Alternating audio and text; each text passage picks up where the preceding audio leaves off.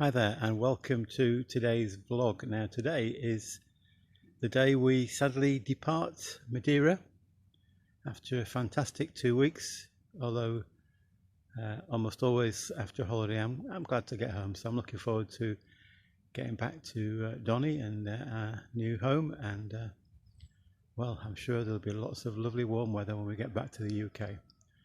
Perhaps not. Anyway, I thought this morning for my last vlog while we're here, and just give you a little tour of at least the outside of where we've been staying. So behind me now, that's the villa where we've been staying. It's a lovely accommodation, nice pink walls. The others in the process of waking up, getting up, because got to be out of the accommodation by 10, although we're not actually leaving or being picked up for the airport till about 5ish, so we've got quite a lot of the day to spend here. So that's the next door villa, and over my shoulder there you can see the pool that we've been blessed to enjoy. We've been in there every day enjoying refreshment after warm days. That is looking up towards the rest of the complex. It's quite a big area. Just take you around.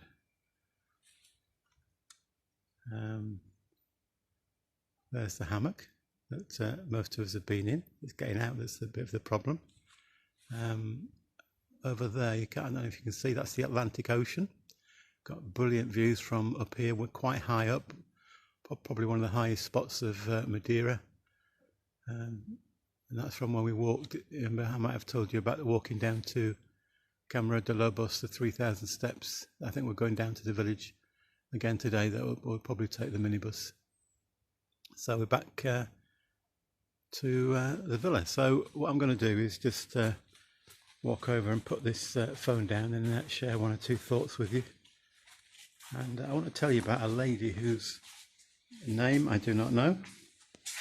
I don't know really a great deal about her. When we're coming back from Funchal 2 or 3 days ago, on the minibus that this HPB where we're staying organised for us. Obviously in the minibus you're quite close together, everybody wearing the face covering, of course. There's a conversation going on between a lady, two ladies on the minibus, and because we're in that enclosed space you couldn't help but overhearing. Wasn't being nosy, well perhaps I was, but anyway, one of the ladies is quite an elderly lady. I didn't get a good look at her face, but perhaps even in her early 80s. And she was talking to her friend, well, somebody she'd made friends with while she'd been here, and it's really a sad tale in some ways. She lost her husband, I think, about 4 years ago. This year, she's lost 3 close people close to her through COVID, including relatives and friends. And another person close to her has died. So 4 close people have died this year. She talked to a friend a little bit about the process of bereavement, how she's feeling, the fact that I've heard before that you don't get over it, you perhaps just get used to the pain being there. She'd planned to come on holiday with 3 of her friends, 3 other single ladies. All widows, I think, but the other 2 had been a bit nervous of going abroad with COVID around, so she'd come on her own, and she's staying here in the complex. We didn't see her when we first bumped into her, really, if you like, on the minibus, and I was just thinking about the bravery of that lady coming out here on her own, not knowing anybody, but she's obviously bumped into 1 or 2 and begun to make friends. And then we were taken out by David and Jenny last night for a meal at the pool cafe, the pool bar. A lovely meal, but while we were probably getting towards the end of our meal, this lady that I've been talking about came and sat down on the table. We said hello as she passed.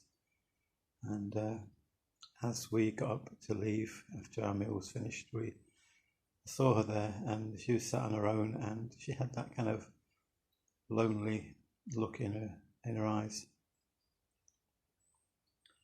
And I'll probably never meet that lady again. I don't know what her name was, but I just felt such a wave of empathy really for her, having suffered all that she suffered in recent times, being brave enough to travel to another country for the first time she's been here on her own, and she's obviously good at making contacts with people she meets, but there was that lonely look in her face, and just thinking of all those who are suffering from intense loneliness at the moment, perhaps through losing someone through COVID. We have the daily figures of the number of people who've died, and sometimes recently they've been relatively quite low, perhaps even down into the teens. And maybe we've been tempted to think, well, that's great, there's only 15 or 18 people died yesterday. And yet, each of those individuals who died have left behind probably loved ones who are distraught, perhaps a husband or a wife, children, parents. And we forget that behind the numbers are individual families and friendships and relationships that are broken, and the devastation that's caused. Sue and I have back at home next door to us a lady called June who's on her own, and I know that she's quite lonely, and we do what we can to offer friendship and support, but that old Beatles song, all those lonely people, where do they all come from? Loneliness, as I've said before, and as you know, is a terrible thing in our society today. You can be lonely in a crowd. So my prayer is for that lady, whose name I don't know, who I say we'll never meet again, probably. And I ask you, if you are a praying person, to pray for her, to pray for, I don't know if she knows Jesus, but pray for her peace, for her joy, for comfort in her loneliness. And remember, she's also saying on the minibus in that conversation that her son, she can't go and see her son's family because his wife is in a bubble with her parents.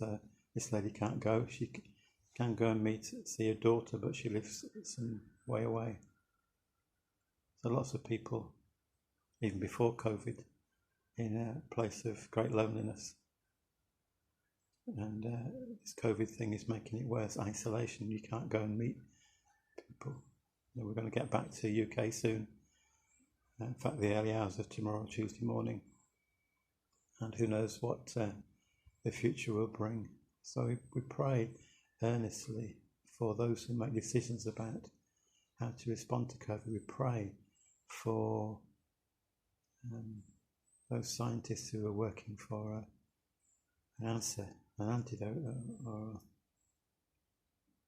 something that will help us really in that fight, for wisdom for people, for compassion for the lonely, that we'll be wise in how we respond.